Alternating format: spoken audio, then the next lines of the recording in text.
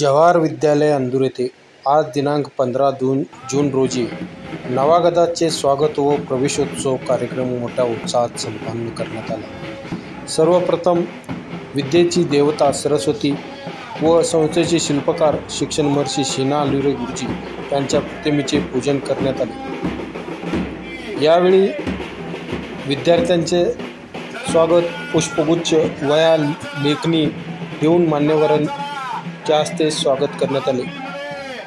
या कार्यक्रमास